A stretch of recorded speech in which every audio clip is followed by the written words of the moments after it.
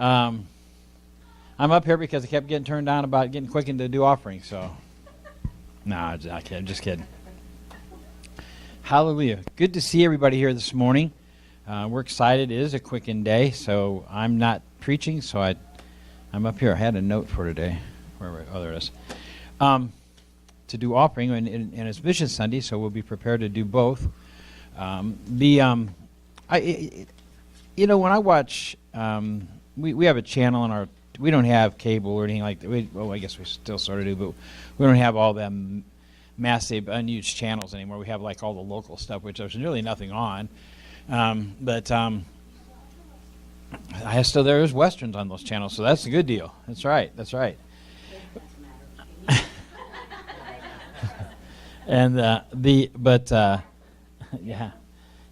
Gunsmoke, Bonanza. Anyway, but there's one channel we watch a lot. It's called Get TV, and it's I think basically it's pretty much a Christian based, I think, because it's one of those off-brand channels all they do is play like old rerun stuff, and we watch that one a lot. And the thing is, it's commercials. I started watching these commercials, and you get the ones that have that only bought on TV. And if it's normally it would cost you $6,000, but today, for a special day today, it's $19.99. But wait, if you will send in an additional $19.99, or no, not today, you can get two for the price of one.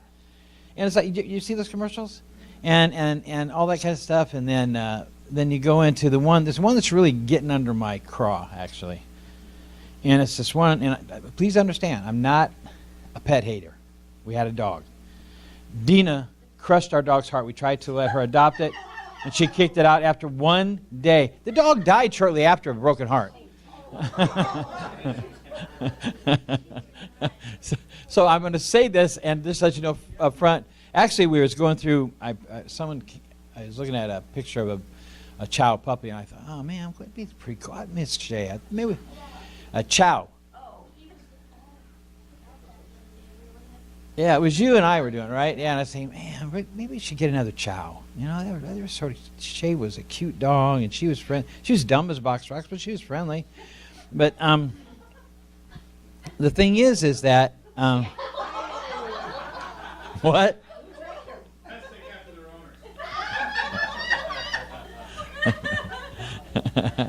But yeah, what does it say about Vader? That's true.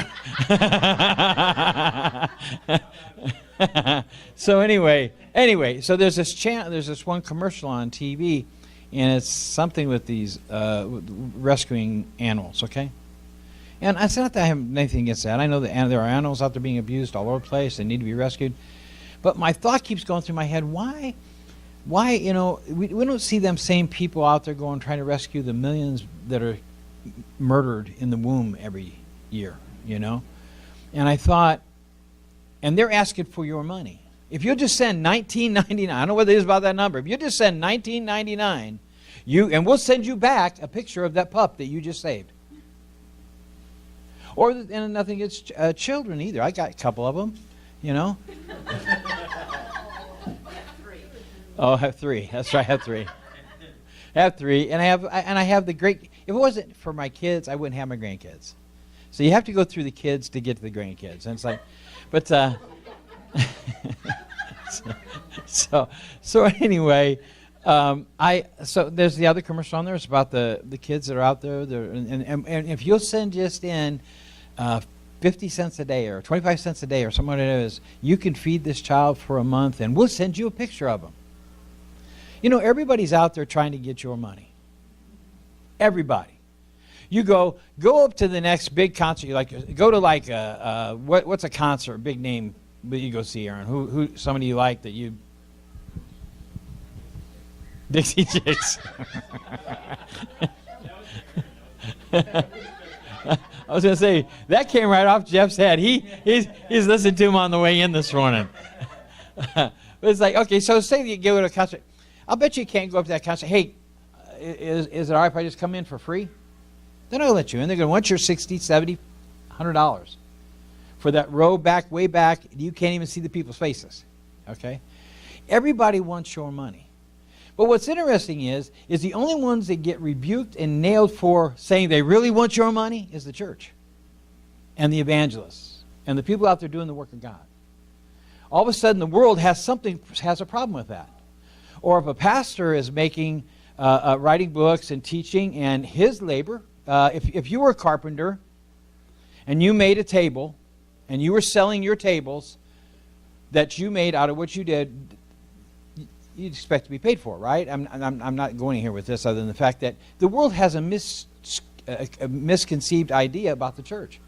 First off, when the church is asking that you tithe and sow into the offerings, nobody's back here saying, hey, you got to write this amount of money. We're going to give you if you just do $19.99, we'll give you a picture of the pastor that you're feeding that day. I mean, they don't do that, right? Trust me, it'd be more than $19.99 for that day. You see what I'm saying? So, but we teach in here, and what the church, and there's a lot of churches anymore, and churches in our own fellowship, one not that far away, where all they've done now is put a box at the back of the door, and you know where that box is, drop your offering in at that place. It's not teaching anybody anything about how to sow seed. What you get good teaching in here, no matter who it is you get a good teaching on what that means when you're sowing, when you're tithing, and when you're giving that offering, what it means to do that, why you're doing it, what's the purpose of it that's going on. And the church is doing it without any gimmicks. We're not trying to say, hey, do this. Now, I granted, there are some charlatans out there that are saying, if you'll send in $19.99, I'll give you this bottle of oil that came right out of the oil vat that Jesus anointed, okay? I know they're out there. I mean, they've been out there for years, the Elmer Gantry's, ones like that. The thing is that when you sow your seed, when you sow your tithe, first off, that tithe is your responsibility to God and His kingdom. And God says, I'll give you the blessings of your life, but all I'm asking back is 10%. Now, I would like to get someday, and I'm not sure, and Debbie and I guess since I'm teaching this, I'll tell you this, back when there was a time we didn't tithe.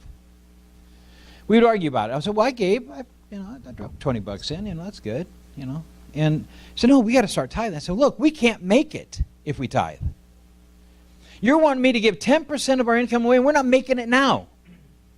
Well, when I said that, God says, really? You're not making it now, right? So what's the difference? If you'll do what I tell you to do, it'll change. And so I said, okay. And that's exactly, I remember we had the conversation in southern Indiana. As we're going across southern Indiana, come back from a conference.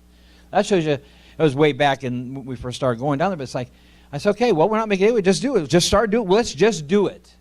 And so we started tithing, and God started changing things. And then we got a hold of the seed time and harvest issue, how you sow a seed, and how once you sow a seed, now all of a sudden you have something in the ground that you can get a harvest off of when you start understanding that. And there's many of you in here that I could turn to and say, hey, remember the last time somebody just dropped something in your pocket because they were told to by God to do that, and it changed your world? We've all experienced that. And if you haven't experienced that, you will if you keep doing what God tells you to do in terms of your seed time and harvest, in terms of your tithing and your offerings, and when we have special speakers in to do those type of things. It's a matter of getting a hold of God's concept and running with it. Whenever anybody gets up there, I don't care if it's Debbie or Carly or anybody else, she said she was surprised, I think, today that I didn't ask her to do the offering. But the thing is that when you it doesn't matter who gets up here, you could take away something from this to say, you know what, I'm going to give that a try. If you're not tithing, and I don't know who does what in here, I really don't. I don't see any of that. I don't want to see any of that. The thing is, if you're not tithing, then check with God. If you're saying, well, I can't tithe, but you're not making it now, well, then that's the same conversation that Debbie and I had. And I'll tell you from experience, you're not gaining any ground by that. Well, what about the seed? What about the offering? Well, we have several places. That offering box right now is going to Children's Church. Every Sunday, and then when we do Vacation Bible School this year, there's got to be resources for that. And that resource is being built right now in that box till we get to either a certain number or get to the end of next month, end of May.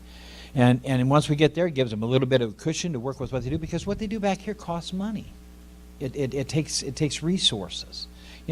We have the missions. Our missions Our missions is important. We have our mission. We're going to take our Mission Sunday. This Mission Sunday doesn't go to foreign missions. It only goes to base. It only goes to base because that's our local mission. That's the one we're going to see the most impact out of. But that doesn't negate the fact that we need the foreign side of it. The foreign missions goes from anywhere from helping them work on their church to helping just get money over there or allowing a fund to grow to where when God tells us to, for us to go over there. And the key is that and that seed that you sow in that. So given in foreign missions, those things. But that box, you see it up here, and that's so during the service, anytime during the service, our Thursday night offering goes to foreign missions or right now to Children's Church because we're trying to build that account up for them to take care of that. And we're not asking you. We never say, hey, if you just send $19.99, because we're not going to send any pictures, okay? But if you'll give as God tells you to give, it may be $19.99 a day because I got the number stuck in your head. But the thing is, if you got a couple of bucks, if you got $5, if you got something, I want to sow a seed because I have a need. That's the deal. I want to sow a seed. Deb and I have sowed thousands of dollars over the years, seed into the ground to see things happen in our life and in this ministry. And so I know it works. I know there's others in here who know it works. And I'm not trying to belabor any of this point, but we want to be a church that loves. And I'm not taking away from the fact that there are animals out there that need rescued, that there are children out there that need fed. I'm not taking anything away from that. But I'm just saying that the world looks at that and goes, oh, we should do something about that. But they're manipulating their dollars. They're manipulating those people. Because if you listen to the voices of those announcers, you want to cry. And then they show you those sad pictures of those sad dogs. Now, I'm not against pets.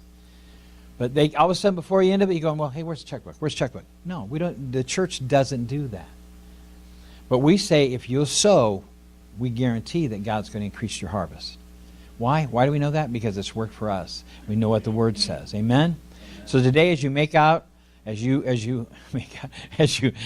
a whole lot of different areas you can go with that. But as you get ready to serve, give up your offering and your tithes, I would ask that you seek God on it and just do what God tells you to do. I would ask that as you're led to. I'm not requiring anybody to do it. I don't expect an onslaught of people every day. But as you're led to, I'd like to see people sow into the children's church. That's going to the children's church. It's going back to where that they can have the resources they need back there to do what they need to do. Amen? Servers come.